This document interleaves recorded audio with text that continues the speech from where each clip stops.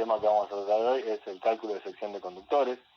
Para este caso es necesario comprender algunos fenómenos eléctricos. Para esto, lo primero que vamos a intentar comprender y explicar va a ser la resistencia de un conductor. En teoría, un conductor no tiene resistencia, pero en la práctica, sí, en nuestras instalaciones eléctricas, en las bobinas de nuestros motores, sí tiene una pequeña resistencia. Y esa resistencia influye tanto en el cálculo de sección de conductores como en los ensayos de máquinas eléctricas. La resistencia de un conductor viene dada por una fórmula que es resistencia de conductor es igual a ρ por L sobre S, donde ρ es la resistividad, L es la longitud y S es la sección.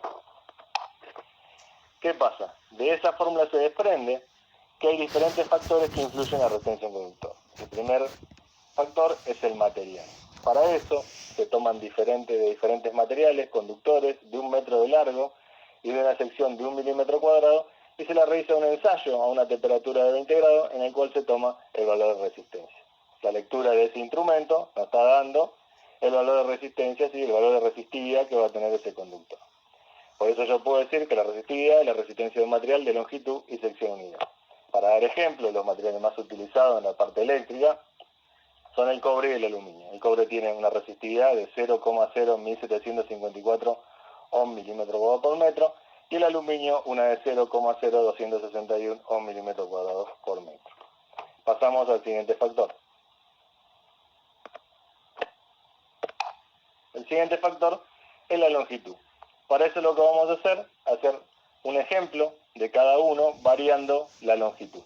Tomamos la fórmula madre, resistencia de conductor, ρ por L sobre S, una sección de 1 milímetro cuadrado que vamos a mantener constante tanto en la instalación A como en la instalación B, y un ρ imaginario de 1 milímetro cuadrado por metro.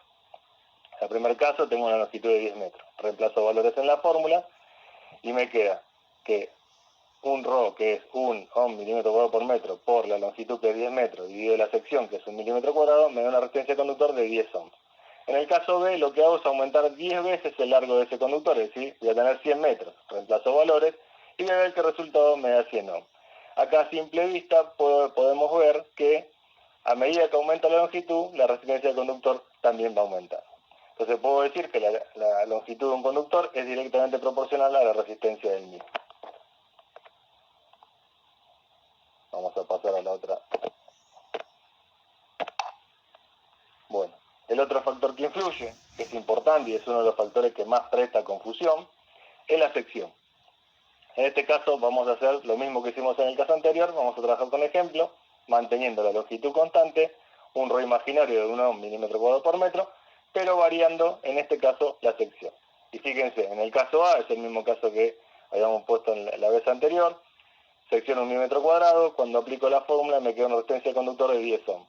Ahora, si yo reemplazo ese conductor por uno de 10 milímetros cuadrados, es decir, que es más grande, voy a tener una resistencia de 1 ohm. Fíjense que lo que pasó es que la resistencia del conductor bajó. Esto es uno de lo que más presta confusión. Uno piensa que mientras más grande es el conductor, más resistencia va a tener. Es decir, que mientras más sección tiene, más resistencia tiene. Bueno, en este caso, van a ver que la electricidad se comporta de manera inversa. Por lo tanto, puedo decir que la sección de un conductor es inversamente proporcional a la resistencia del mismo. El último factor que influye es la temperatura. Para eso se utiliza un término cuando la temperatura no es promedio 20 grados, en el cual se agrega un término más a la fórmula, que va a ser 1 más alfa por temperatura final menos 20 grados centígrados, donde alfa es el coeficiente de temperatura y T la temperatura final a la que vamos a someter al conductor. Para el caso del cobre es 0,00393, 1 sobre centígrado, y en el caso del aluminio es 0,00446, 1 sobre centígrado. En conductores de cobre y aluminio, que son los que más utilizamos, al aumentar la temperatura aumenta la resistencia del mismo. Después más adelante vamos a estudiar otra serie de materiales que son los termistores, que se comportan de manera diferente.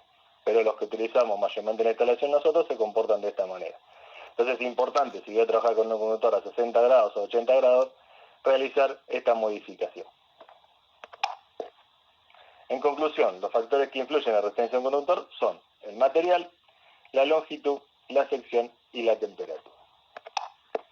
Esto nos va a permitir ahora entender cómo hacemos para calcular la sección de un conductor.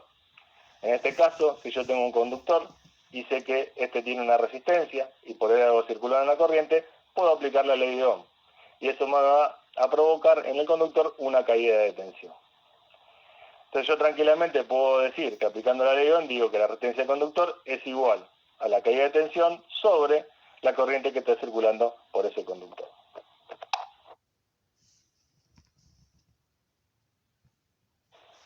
Y el conductor provoca una caída de tensión de 10 volts, a la carga van a llegar 210 volts. Las bajas de tensiones son los que traen un montón de problemas en la instalación. Pueden achicar la vida útil de las lámparas, pueden provocar un calentamiento excesivo de los motores y otros consumos. Por lo tanto es importante siempre tener en cuenta esta caída que sea la que marca la norma. Bueno, acá vamos a empezar a entender un poquito la fórmula para el cálculo de la sección de conductores. Partimos de la fórmula madre, la que habíamos dicho hoy al principio, resistencia de conductor igual a ρ por L sobre S, pero también nosotros obtuvimos, con caída de tensión y un conductor, que la resistencia de conductor también era caída de tensión sobre corriente.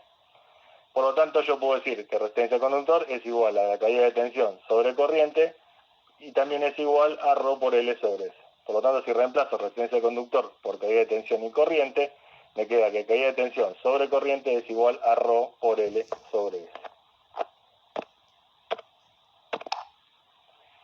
Fíjense, en este reemplazo, lo que yo tengo que hacer es, como quiero calcular la sección del conductor, es despejar la sección.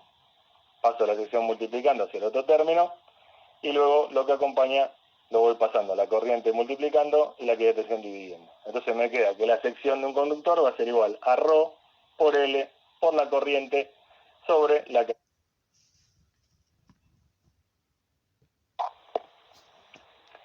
En este caso, como yo tengo una carga monofásica, voy a tener un cable fase y un cable neutro. Por lo tanto, tengo que agregar el 2. Entonces yo voy a tener que la sección es igual a 2 veces ρ por L por corriente sobre caída de tensión. Para los circuitos de iluminación de uso general, toma corriente de uso general y toma usos especiales, se va a tomar una caída de tensión del orden del 3%. ¿Sí?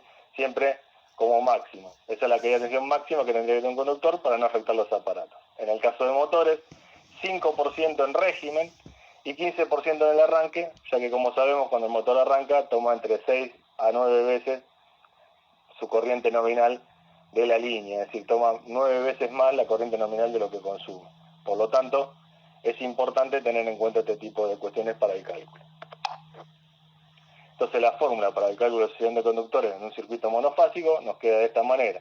La sección es igual a 2 veces ρ por L por I, es decir, por la longitud, por la corriente, sobre la caída de tensión. Vamos a hacer algunos ejemplos. ¿Sí? En este caso tengo un circuito de iluminación de uso general, voy a utilizar un conductor de cobre con un largo de 25 metros, una corriente de 10 amperes, que es lo que soporta máximo un circuito de iluminación general, y una caída de tensión del 3%, que serían 6,6 volts. En este caso reemplazo valores, voy a tener 2 por ρ, que es 0,01754 ohm milímetro cuadrado por metro, por 25 metros por 10 amperes sobre 6,6 volts.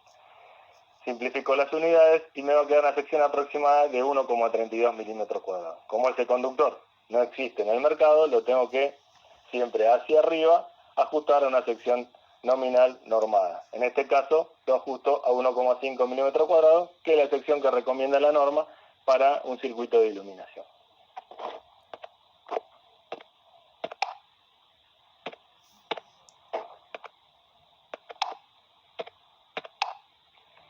Ahora vamos a hacer el mismo ejemplo, pero para un circuito de toma corriente, en este caso un toma de usos generales.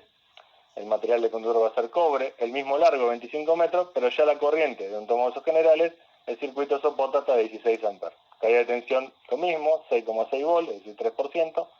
Reemplazo valores y voy a obtener una sección de 2,12 milímetros cuadrados. En este caso también lo tengo que ajustar hacia una sección normada. En este caso lo ajusto a una sección de 2,5 milímetros cuadrados. Es importante tener en cuenta esto porque esto nos va a permitir calcular la sección de conductores para cualquier alimentación. Muchas veces una casa puede estar a 7, 8 metros de su acometida, es decir, de su pilar, de su conexión, como muchas veces puede estar a 100, 200 metros, 1000 metros, 1500 metros, según el tipo de vivienda y el lugar donde se produzca la instalación. Eso va a requerir que para el mismo valor de corriente, como aumenta mucho la longitud, nosotros tengamos que estar variando la sección para poder compensar esa resistencia del conductor. Entonces es un tema muy importante en el cual en el próximo video vamos a estar viendo cómo con una simple hoja de cálculo de Excel y aplicando una serie de fórmulas podemos armar un pequeño programita en esa hoja de cálculo para que nos calcule automáticamente si es de cobre o si es de aluminio, poniendo alguna serie de datos en la sección de conductor. Después también existe una serie de aplicaciones, ¿sí?, que se pueden bajar desde Play Store con el celular, en el cual podemos también calcular la sección. Lo importante de esto es que siempre fuera a usar una aplicación o usar una hoja de cálculo, entendamos de dónde proviene esta sección. Muchas gracias.